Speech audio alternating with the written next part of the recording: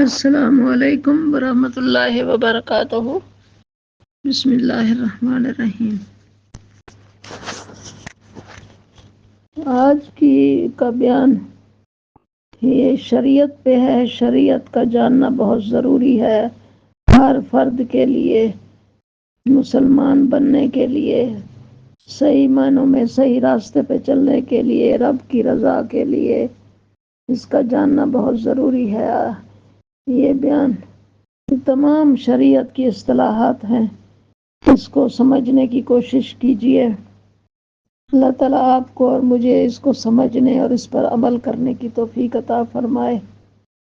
اللہ راضی ہو جائے، یہ وہ علم ہے جس سے رب راضی ہو جاتا ہے۔ اس کے بغیر خدا تک بندہ نہیں پہنچ سکتا، اس کی فرما برداری نہیں کر سکتا، اس کی رضا حاصل نہیں کر سکتا۔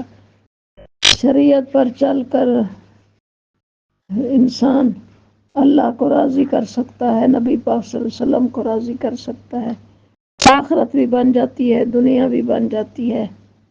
اللہ ہم سے راضی ہو جائے۔ یہ ہے شریعت کی اصطلاحات، اس کو غور سے سنیے، توجہ سے، انشاءاللہ تعالیٰ فائدہ ہوگا، نفع اللہ دے گا۔ میرے لیے بھی دعا فرمائیں، اللہ تعالیٰ مجھے بھی ہمت دے، قوت دے، یہ میں کام کرتی رہوں اور اس پر عمل بھی کرتی رہوں۔ میں آپ کے لیے دعا کرتی ہوں، جو بھی اس کو سنتے ہیں، اللہ تعالیٰ ان کو دنیا میں آخرت میں اعلیٰ مقام دے، اللہ راضی ہو جائے، دین میں دنیا میں اعلیٰ مقام دے، اللہ تعالیٰ اپنی پہچان دے، نبی پاک صلی اللہ علیہ وسلم کی پہچان دے، اللہ پاک شریعت پر عمل کرنے کی توفیق عطا فرمائے، آمین ثم آمین۔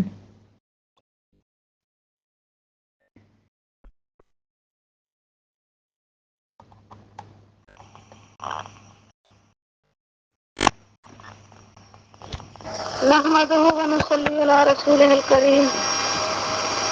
شریعت کی حقیقت اور اس کی ضرورت۔ اللہ تعالیٰ رسول اللہ صلی اللہ علیہ وسلم کو خطاب فرماتے ہیں، ثم جعلناک علی شریعۃ من الامر تتبعها ولا تتبع اهواء الذین لا یعلمون ھذا بصائر للناس وہدی ورحمۃ لقوم یوقنون۔ ترجمہ، پھر ہم نے آپ کو دین کے ایک خاص طریقہ یعنی شریعت پر کر دیا، سو آپ اسی طریقہ پر چلے جائیے اور ان جہلا کی خواہشوں پر نہ جائیے۔ یہ شریعت عام لوگوں کے لیے دانشمندیوں کا سبب اور ہدایت کا ذریعہ اور یقین کرنے والوں کے لیے رحمت ہے۔ بصائر بصیرت کی جمع ہے اور بصیرت باطنی روشنی کو کہتے ہیں۔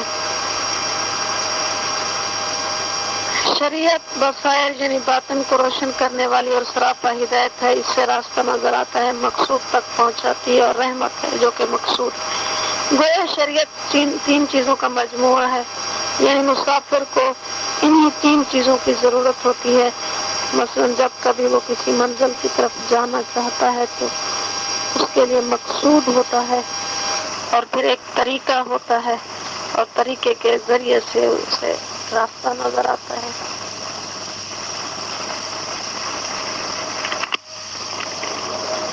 قرآن مجید کی مندرجہ والا آیات میں لفظ شریعت کا موجود ہونا اور اللہ تعالیٰ کا نبی کریم صلی اللہ علیہ وسلم کو اسی طریقہ پر چلنے کا حکم فرمانا اس بات کی صریح دلالت کرتا ہے کہ انسان کے لیے اللہ تعالیٰ کے نزدیک صرف شریعت اسلامیہ ہی پسندیدہ نظام حیات ہے۔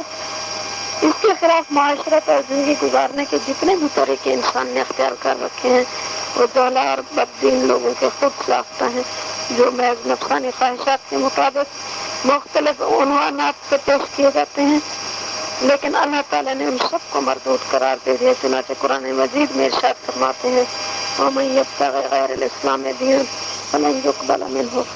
جو شخص شریعت اسلامی کو چھوڑ کر کوئی دوسرا راستہ اختیار کرے گا، اس کے طریقہ کار کو خداوند تعالیٰ ہرگز قبول نہیں کرے گا۔ شریعت خداوند تعالیٰ کا قانون ہے اور یہ سب جانتے ہیں کہ قانون کسی شخص کی رائے اور خواہش سے نہیں بدل سکتا۔ ایک اور جگہ ارشاد فرماتے ہیں، وَمَن لَّمْ يَحْكُم بِمَا أَنزَلَ اللَّهُ فَأُولَٰئِكَ هُمُ الْكَافِرُونَ۔ جو شخص خدا تعالیٰ کے اتارے ہوئے یعنی بتلائے ہوئے طریقہ کے مطابق فیصلہ نہ کرے، ایسے ہی لوگ دراصل کافر ہیں۔ اب یہ بات غور طلب ہے کہ دین شریعت کے 5 اجزاء ہیں۔ ایک جز تو عقائد کا ہے کہ دل سے اور زبان سے یہ اقرار کرنا کہ اللہ تعالیٰ اور رسول اللہ صلی اللہ علیہ وسلم نے جس چیز کی جس طور پر خبر دی ہے وہی حق ہے۔ دوسرا جز عبادات ہیں، یعنی نماز، روزہ، زکوٰۃ، حج وغیرہ۔ تیسرا جز معاملات ہیں، یعنی احکام میں نکاح و طلاق و حدود، شرع، بیع، خرید و فروخت، اور ان کے جز دین ہونے کا یہ مطلب نہیں کہ شریعت یہ سکھاتی ہے کہ کھیتی یوں بویا کرو، تجارت فلاں فلاں چیز کی کرو، بلکہ ان میں شریعت یہ بتاتی ہے کسی پر ظلم و زیادتی نہ کرو، اس طرح معاملہ نہ کرو جس میں جھگڑے کا اندیشہ ہو۔ چوتھا جز معاشرت ہے، یعنی اٹھنا بیٹھنا، ملنا جلنا، مہمان بننا، کسی کے گھر پر جانا کیونکہ چاہیے، اس کے بھی آداب ہیں۔ بیوی بچوں، عزیزوں، اجنبیوں، نوکروں وغیرہ کے ساتھ کیسا برتاؤ۔ پانچواں جز تصوف ہے، جس کو شریعت میں اصلاح نفس کہتے ہیں۔ آج کل لوگوں نے یہ سمجھ لیا کہ تصوف کے لیے بیوی بچوں اور دنیاوی معاشرتی امور کو چھوڑنا پڑتا ہے۔ یہ بالکل غلط ہے، یہ جہل صوفیوں کا مسئلہ ہے جو تصوف کی حقیقت کو نہیں جانتے۔ غرض دین کے 5 اجزاء ہیں، ان پانچوں کے مجموعے کا نام دین ہے۔ اگر کسی میں ایک جز بھی ان میں سے کم ہو تو وہ ناقص دین ہے، جیسے کسی کے ایک ہاتھ نہ ہو تو وہ ناقص الخلقت ہے۔ چاہیے یہ کہ آدمی صرف خدا کا بندہ اور اسی کے احکام کی اتباع کرے، اس لیے کہ خداوند تعالیٰ کا کلام سب سے زیادہ کامل ہے، کیونکہ حالات کا سب سے زیادہ علم اسی کو ہے، پھر وہ بااختیار مالک ہے، وہ تمام اشیاء پر خود مؤثر ہے، کوئی کیفیت اس پر غالب نہیں، اس لیے جو حکم اس کی طرف سے صادر ہوگا وہ کامل ہوگا۔ نہ اس کے احکام بہت سخت ہو سکتے ہیں کیونکہ اس پر صرف غضب غالب نہیں، نہ بہت نرم ہو سکتے ہیں کیونکہ صرف رحمت سے مغلوب نہیں، وہ بااختیار خود قہار اور بااختیار خود رحیم و کریم ہے، کسی صفت میں مجبور یا مغلوب نہیں۔ بس معلوم ہوا کہ کلام الہی ہے، اس کے تمام احکام افراد و تفرید سے پاک ہوں گے۔ یہی وجہ ہے کہ شریعت کا پابند ہونا ہر بشر پر لازم ہے، کیونکہ وہ احکام سب کے مسالے کو جامع ہیں۔ شریعت، طریقت، حقیقت اور معرفت کی تعریف اور باہمی تعلق۔ شریعت احکام تکلیفیہ کے مجموعہ کا نام ہے، اس میں اعمال ظاہری اور باطنی سب آ گئے، اور متقدمین کی اصطلاح میں لفظ فقہ کو اس امر کا مرادف یعنی ہم معنی سمجھا جاتا ہے، جیسے امام اعظم ابو حنیفہ رحمۃ اللہ علیہ سے فقہ کی یہ تعریف منقول ہے: معرفت النفس ما لها وما علیہا، یعنی نفس کے نفع و نقصان کی چیزوں کو پہچاننا۔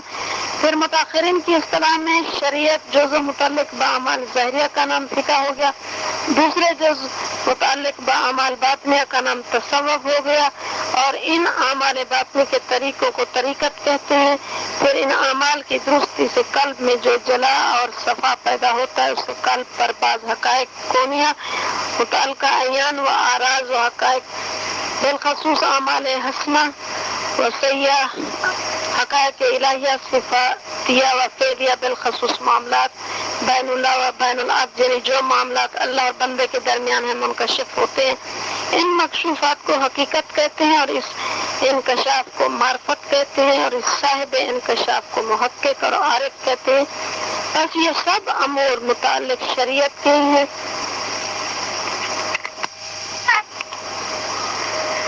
تصوف کے اصول صحیحہ قرآن پاک اور حدیث مبارک میں سب موجود ہیں، اور یہ جو لوگ سمجھتے ہیں کہ تصوف قرآن و حدیث میں نہیں، بالکل غلط ہے، یعنی غالی صوفیوں کا بھی یہی خیال ہے، خشک علماء کا بھی، کہ تصوف سے قرآن و حدیث خالی ہے، مگر دونوں غلط ہیں۔ طریقت کی حقیقت۔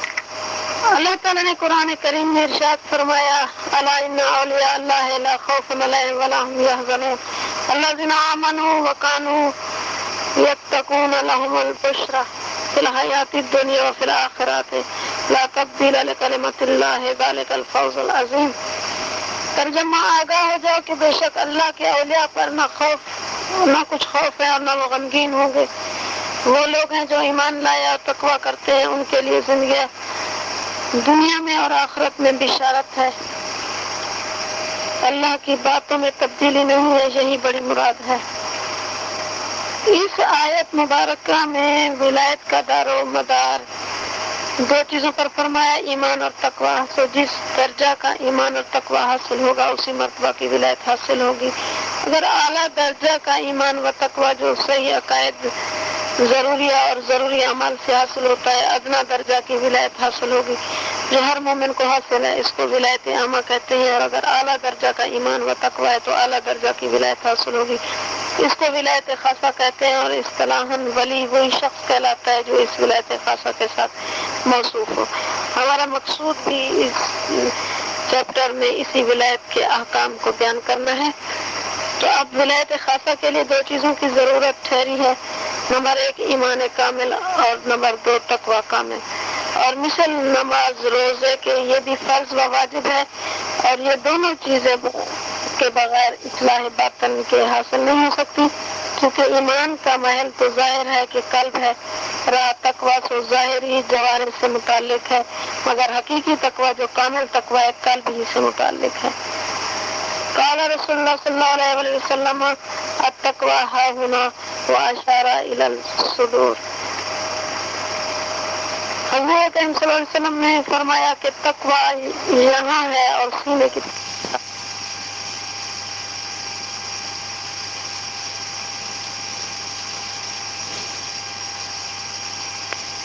ترجمہ، بے شک جس نے نفس کو صاف کیا کامیاب رہا، اور جس نے میلا کیا ناکام رہا۔ ایک اور جگہ ارشاد مبارک ہے، یوم لا ینفع مال ولا بنون الا ما آتى اللہ بقلب سلیم۔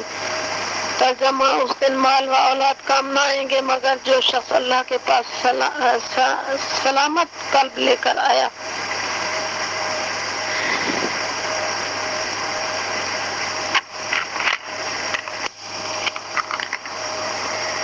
ایک جگہ ارشاد مبارک ہے، وقال رسول اللہ صلی اللہ علیہ وسلم الاحسان ان تعبد اللہ کانک تراہ فإن لم تکن تراہ فإنہ یراک۔ ترجمہ، جناب رسول اللہ صلی اللہ علیہ وسلم نے فرمایا، احسان یہ ہے کہ اللہ تعالیٰ تم اس کو دیکھ رہے ہو، اگر تم اسے نہیں دیکھتے تو وہ تمہیں دیکھ رہا ہے۔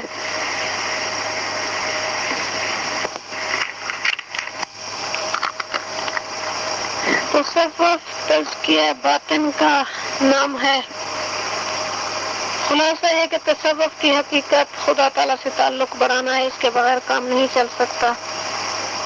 یہ سب کچھ جان لینے کے بعد اس بات کا جان لینا بھی ضروری ہے کہ اس راہ میں گامزن ہونے سے پہلے تربیت سلوک کا خیال رکھنا ازحد ضروری ہے۔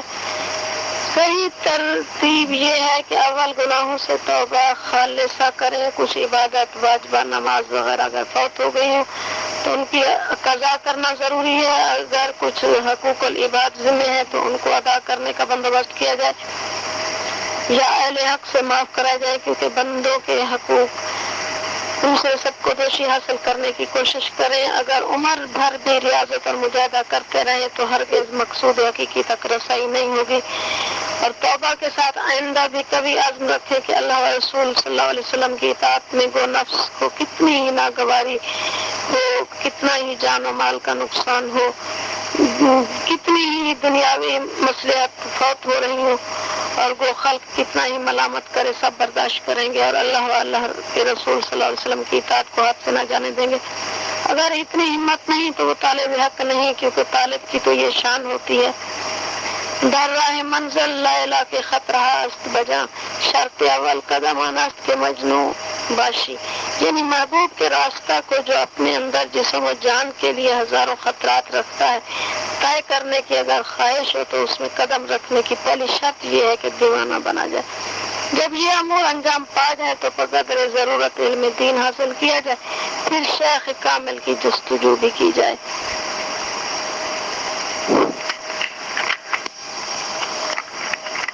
بیت کا بیان ہے کہ یہ حدیث مبارک ہے شریعت و طریقت کتاب میں 58 صفحہ پر کہ حضرت عوف بن مالک رضی اللہ تعالیٰ عنہ فرماتے کہ ہم لوگ نبی کریم صلی اللہ علیہ وسلم کی خدمت میں حاضر تھے 9 آدمی تھے یا 8 تھے یا 7، آپ نے ارشاد فرمایا کہ تم رسول اللہ صلی اللہ علیہ وسلم سے بیعت نہیں کرتے۔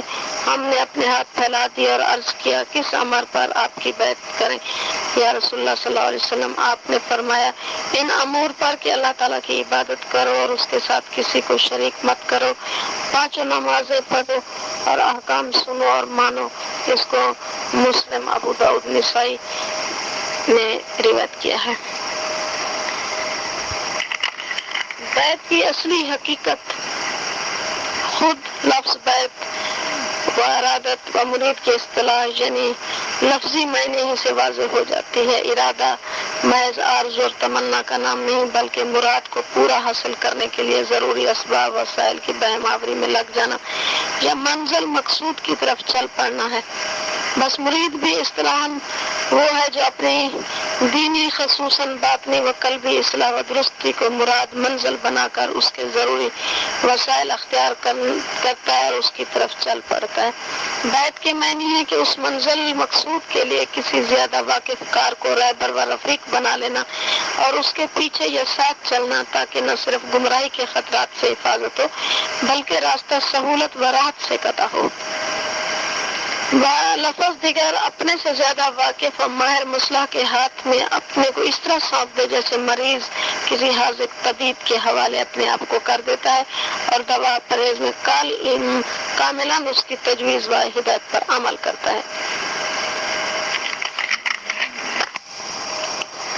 بے خطر منزل پر پہنچنے کی صورت یہی ہے کہ اپنے پیروں چلے اور رہبر کا ہاتھ پکڑے۔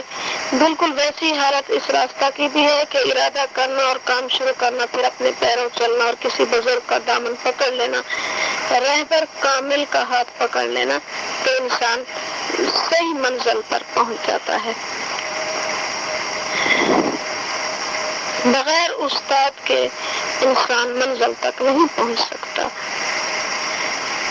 حضرت مومن رحمۃ اللہ علیہ فرماتے ہیں کہ اے دل اگر اس سفر کی خواہش ہو تو رہبر کا دامن پکڑ کے چل، اس لیے کہ یہ بھی عشق کی راہ میں بغیر رفیق کے چلا۔ جو بھی عشق کی راہ میں بغیر رفیق کے چلا اس کی عمر گزر گئی اور وہ عشق سے آگاہ نہ ہوا۔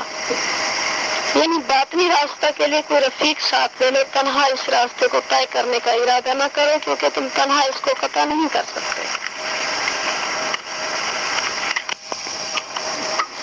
نسبت کی حقیقت کے متعلق حضرت حکیم الامت تھانوی رحمۃ اللہ علیہ کا ایک ارشاد ہے۔ وہ فرماتے ہیں کہ نسبت کے لغوی معنی لگا اور تعلق کے اور اصلاحی معنی بندہ کا حق تعالیٰ سے خاص تعلق یعنی اخلاص کے ساتھ اطاعت دائمہ، ذکر غالب اور حق تعالیٰ کا بندہ سے خاص قسم کا تعلق یعنی قبول اور رضا ہے۔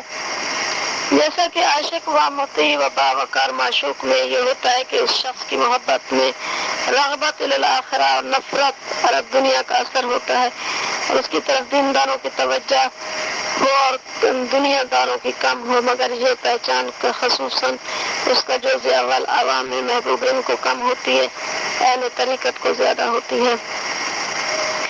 اسی طرح اس نسبت کے رنگ اور کیفیات مختلف ہیں اور اس کے ثمرات بھی مختلف ہیں۔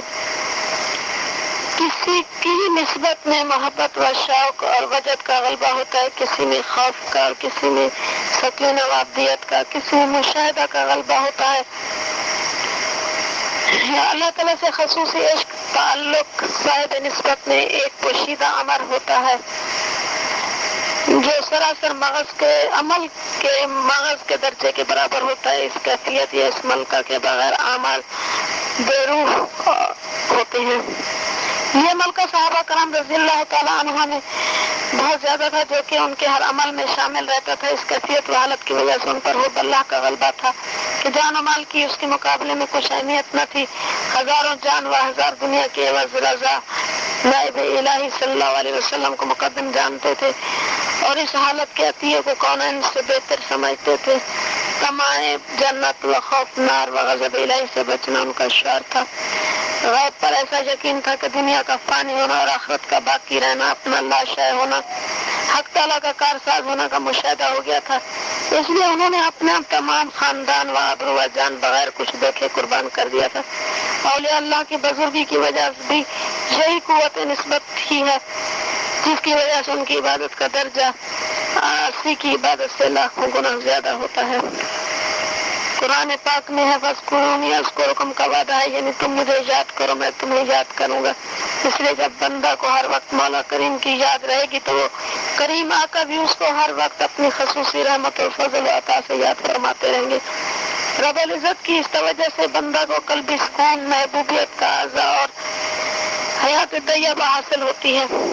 قلبی طور پر محبوب حقیقی کی حضوری ہی دنیا میں جنت کا مزہ دیتی ہے، جیسا کہ جنت میں سب سے بڑی لذت اور بڑی نعمت دیدار الہی ہے۔ حضوری کی یہ کیفیت و لذت ہر وقت نہیں رہتی، کسی کو لمحہ دو لمحہ کسی کو زیادہ ہوتی ہے۔ اگر یہ ہر وقت رہے تو آدمی مجذوب بن جائے، اس حالت میں عمل نہ کر سکے اور اس کی وجہ سے ترقی رک جاتی ہے۔ اس لیے ہر وقت حضور کی کیفیت کا احساس نہیں ہوتا، بلکہ ذکر اللہ کو جب دوام حاصل ہو جاتا ہے تو یہ دل میں پیوست ہو جاتا ہے تو وہ کبھی جدا نہیں ہوتا، جس کا اثر یہ ہوتا ہے جب کوئی امر بشریت کی وجہ سے اللہ تعالیٰ کی یاد کے تقاضے کے خلاف پیش ہو جائے، یعنی وقتی غلبہ یا غلطی ہو جائے تو صاحب نسبت بہت جلد متنبع ہو جاتا ہے، پریشان ہو کر فوراً توبہ کرتا ہے اور اس پر ندامت طاری ہو جاتی ہے۔ الحاصل حصول نسبت بہت بڑی سعادت ہے، یہی وہ دولت ہے کہ جس کے لیے آستانے ڈھونڈے جاتے ہیں۔ اسی کے لیے بڑے بڑے علماء کرام پیران اعظام کی جوتیاں سیدھی کرتے آئے ہیں، لیکن چونکہ یہ ایک پوشیدہ کمال ہے، اس کو حاصل کرنے کے لیے اپنی شان کو مٹانا پڑتا ہے۔ اہم رسالت میں حصول نسبت مشائخین، متقدمین اور متاخرین کتابوں میں کثرت سے ہے کہ جب آفتاب رسالت طلوع کیے ہوئے تھا تو حضور اقدس صلی اللہ علیہ وسلم کی زیارت تھی، مرتبہ احسان تک پہنچانے کے لیے بالکل کافی تھی۔ جناب رسول اللہ صلی اللہ علیہ وسلم کی قوت روحانی کی یہ حالت تھی کہ بڑے بڑے کافر کو لا الہ الا اللہ کہتے ہی مرتبہ احسان حاصل ہو جاتا تھا، اور نبی پاک صلی اللہ علیہ وسلم کی نگاہ کی تاثیر کی وجہ سے دل کے غبار چھٹ جاتے تھے۔ پھر بقا اور قوت نسبت کے لیے صوم و صلوات، قرآن پاک کی تلاوت، جہاد، تبلیغ اور اذکار مذکورہ ہی کافی ہوتے تھے۔ حضور صلی اللہ علیہ وسلم کے بعد یہی قوت روحانی بفیض نبی صلی اللہ علیہ وسلم صحابہ رضی اللہ تعالیٰ عنہ میں بھی تھی، مگر جناب رسالت مآب صلی اللہ علیہ وسلم سے کم تھی۔ اس بات کا اعتراف صحابہ کرام علیہم رضوان نے خود کیا کہ حضرت انس رضی اللہ تعالیٰ عنہ کا قول مشکات شریف میں صفحہ نمبر 517 میں بروایت ترمذی نقل کیا گیا ہے کہ جس روز حضور صلی اللہ علیہ وسلم مدینہ منورہ تشریف لائے تو مدینہ منورہ کی ہر چیز روشن ہو گئی تھی، اور جس دن حضور اقدس صلی اللہ علیہ وسلم کا انتقال ہوا ہر چیز پر اندھیرا چھا گیا، اور ہم نے حضور صلی اللہ علیہ وسلم کے انتقال کے بعد قبر اطہر پر مٹی ڈال کر ہاتھ بھی نہیں جھاڑے تھے کہ ہم نے اپنے قلوب کی نورانیت میں فرق پایا، یعنی ہمارے قلوب میں وہ صفائی اور نورانیت باقی نہیں رہی جو حضور پاک صلی اللہ علیہ وسلم کے مشاہدے کے وقت محسوس ہوتی تھی۔ یہ شریعت و طریقت سے جو لیا گیا ہے۔ اس کے بعد تابعین میں یہ قوت روحانی اور تاثیر صحبت میں اور کمی آئی۔ اس کے بعد تبع تابعین میں یہ قوت بہت ہی کم ہو گئی، چنانچہ حضور پر صلی اللہ علیہ وسلم کے بعد جو زمانہ گزرتا گیا اور نورانیت میں کمی ہوتی گئی، ظلمات کا اثر قلوب میں آتا رہا، حتیٰ کہ صحبتوں کے کمزور ہونے اور قلوب میں ظلمات کے بڑھ جانے سے توجہ اللہ اور نسبت احسان کا فقدان محسوس ہوا۔ حالانکہ صوم و صلوات اور دعوت تبلیغ وغیرہ سب اعمال ہو رہے تھے، اس لیے اس وقت کے خواص بزرگ اور مشائخ اس کمی کو پورا کرنے کی طرف متوجہ ہوئے۔ علماء کرام نے اس کی عام فہم مثال لکھی ہے، اگر کسی کتاب کا پڑھنا مطلوب ہو تو جب آفتاب نکلا ہوا ہے تو آدمی بلا تکلف کتاب پڑھ سکتا ہے، جب آفتاب غروب ہو جائے تو پڑھنے کے لیے چراغ روشن کرنا پڑتا ہے، اور جب نظر کمزور ہو جائے تو عینک بھی لگانا پڑتی ہے۔ اسی طرح صحابہ کرام رضی اللہ تعالیٰ عنہ کے وقت آفتاب رسالت مآب صلی اللہ علیہ وسلم طلوع کیے ہوئے تھا تو نسبت اور احسان یا حضور مع اللہ حاصل کرنے کے لیے کسی دوسری چیز کی ضرورت نہیں تھی، لیکن جب وہ آفتاب علامتاب غروب ہوا تو یہ روشنی پھر بھی کچھ عرصہ باقی رہی، لیکن پھر جب وہ بھی نہ رہی تو حصول مطلوب کے لیے دوسری تدابیر اختیار کرنا پڑی۔ حصول قلوب کی صفائی کے لیے مشائخین کرام نے اذکار و اشغال کے مختلف طریقوں اور مجاہدہ و ذکر کے درمیان تقدم و تاخیر کرنے میں وہ شیخ کے بہت سے سلسلے اور خانوادے ہو گئے، جن میں سے 4 کو زیادہ شہرت ہوئی: سلسلہ نقشبندیہ، سلسلہ چشتیہ، سلسلہ قادریہ، سلسلہ سہروردیہ۔ دراصل یہ سب ایک ہی چیز ہے، سب کا مقصد نبی کریم صلی اللہ علیہ وسلم کے پاک ارشادات نعبد اللہ کانہ کا تراحق کا حاصل کرنا ہے، لہٰذا یہ طریقہ بطور تدبیر علاج کے ہیں اور حصول مقصد میں کامیاب ہے۔ تقریباً 1000 سال سے زیادہ مدت سے امت محمدیہ صلی اللہ علیہ وسلم کے صالح ترین طبقہ نے اذکار و اشغال کا طریقہ اختیار کیا ہے، جس سے بہت کامیابی ہوئی ہے۔ سب سے پہلے ذکر اللہ کی تلقین فرمائی ہے، اور دوسرا یہ کہ اولیاء اللہ کی صحبت ہم نشینی کا حکم صادر فرمایا۔ حضور نبی اکرم صلی اللہ علیہ وآلہ وسلم کو صحابہ کرام رضی اللہ تعالیٰ عنہ نے جیسے عبادت کرتے دیکھا ویسے سیکھا۔ پھر صحابہ رضی اللہ تعالیٰ عنہ کو تابعین رحمۃ اللہ علیہ نے دیکھا اور عبادت کی نقل کی، اس طرح تبع تابعین رحمۃ اللہ علیہ نے اور تبع تابعین رحمۃ اللہ علیہ سے سیکھا، اس طرح قیامت تک اہل اللہ کے ذریعے اس نقل کا سلسلہ قائم رہے گا۔ جناب حضور صلی اللہ علیہ وسلم کا کما رائے تمونی فرمانا کہ جس طرح مجھے نماز پڑھتے دیکھتے اسی طرح نماز پڑھو، یہ بہت بڑی دلیل ہے۔ دین کیلو کال سے نہیں آتا، بلکہ کسی صاحب حال کی بندگی اور غلامی دیکھ کر اس کے حرکات و سکنات، قیام، رکوع اور سجود میں اس طرح کے ہر جوڑ سے جو عظمت الہیہ کے پیش نظر ایک خاص سکنت اور عاجزی ٹپکتی ہے، اس کو دیکھ کر قلب پر جو اثر پڑتا ہے اور بندگی کی جو روح ملتی ہے وہ کتابوں سے اور کیلو کال سے نہیں مل سکتی۔ مولانا رومی رحمۃ اللہ علیہ فرماتے ہیں کہ خداوند تعالیٰ کا راستہ صرف عقل سے طے نہیں کیا جا سکتا، بلکہ کسی اللہ والے کی صحبت میں اصلاح کی غرض سے اور نیت سے حاضری ضروری ہے۔ اللہ تعالیٰ اور بندوں میں محبت کے رشتے کی پہچان کرانے والے انبیاء کرام علیہ الصلوۃ والسلام معرف بنا کر بھیجے گئے، پھر ان کے سچے متابعین اور نائبین سے یعنی اولیاء اللہ سے حق تعالیٰ یہ کام لیتے رہے۔ لہذا اپنے لیے کوئی رہبر تلاش کرنا چاہیے۔ اللہ والوں کی محبت کو کیمیا سمجھو۔ پیر کا وجود مثل سیڑھی کے ہوتا ہے، یہ حق تعالیٰ تک رسائی کا ایک ذریعہ ہوتا ہے۔ پیر کی توجہ سے منزلیں بہت جلد طے ہوتی ہیں۔ حق تعالیٰ کی محبت اس وقت حاصل ہوگی جب کسی صاحب محبت کی محبت اختیار کرو گے۔ اولیاء اللہ کے قلوب میں عشق حقیقی کے ہزاروں نغمات پوشیدہ ہیں، جن کو حیات بے بہا نصیب ہوتی ہے تو عشق حقیقی نصیب ہوتا ہے۔ جب عشق حق نصیب ہوتا ہے تو پھر انسان حق تعالیٰ کے نور سے سنتا ہے اور حق تعالیٰ کے نور سے دیکھتا ہے، اس کی طرف نظر اٹھا کر دیکھتا ہے تو رنگ دیتا ہے، واصل اللہ کر دیتا ہے۔ سلوک کے معنی چلنا ہے، اللہ تعالیٰ کا قرب حاصل کرنا سلوک ہے۔ ابتداً سلوک میں ذکر ہوتا ہے اور انتہائی سلوک میں فکر ہوتا ہے۔ سلوک کے مراتب اور مدارج کے حاصل کرنے کا دار و مدار تابعداری شریعت اور عقیدہ کا درست ہونا ضروری ہے۔ چنانچہ کتب الارشاد غوث ربانی حضرت مجدد الافسانی رضی اللہ تعالیٰ عنہ کے مکتوبات شریف جلد اول صفحہ نمبر 75 پر فرماتے ہیں کہ اول عقیدہ درست رکھنا، پھر حلال و حرام، فرض واجب، سنت و مستحب و مصباح و مشتبہ کا علم حاصل کر کے اس کے مطابق عمل کرنا چاہیے۔ اس کے بعد ازلی سعادت نصیب ہوگی، یعنی تو عالم قدس کی طرف پرواز کرے گا۔ اب ہے مقصد سلوک۔ سلوک کا مقصد یہ ہے کہ تمام خیالات سے یکسوئی حاصل کر کے صرف اللہ جل شانہ کا حضور حاصل ہو جائے، یہاں تک کہ چلتے پھرتے اٹھتے بیٹھتے ہر حال میں خداوند تعالیٰ کی یاد سے غفلت نہ آئے۔ یہ سالک کا درجہ دوام حضور ہے۔ اگر سالک دوام حضور سے کے درجہ کو پہنچ جائے تو اس نے مقصود پا لیا۔ سلوک حاصل کرنے کا دوسرا مقصد لذت اور شیرنی ایمان حاصل کرنا ہے، جس کا دار و مدار سنت کریمہ پر عمل پیرا ہونا ہے۔ اس لیے حضرت مجدد الافسانی رحمۃ اللہ علیہ اتباع سنت کے متعلق ارشاد فرماتے ہیں، مکتوب نمبر 114، سنت کی تابعداری سے بزرگی وابستہ اور شریعت کی بجاوری پر زیادتی منحصر ہے۔ مثلاً اگر دوپہر کا سونا سنت نبی صلی اللہ علیہ وسلم کی پیروی کی وجہ سے ہو تو ان کروڑوں شب بیداروں سے افضل ہے جو سنت کے موافق نہ ہو۔ سالک کا حقیقی مقصد اپنے آپ کو مقام رضا تک پہنچانا ہے۔ اب ہے ضرورت پیر و مرشد۔ علم حاصل کرنے کا ہر مرد و عورت پر فرض ہے، اس لیے استاد و مرشد کا وجود بھی لازمی ہے۔ کوئی علم و فن بغیر استاد حاصل نہیں ہو سکتا۔ اسی طرح پیر و مرشد کے بغیر کوئی شخص اللہ تعالیٰ کی معرفت و قرب اور وصال تک نہیں پہنچ سکتا۔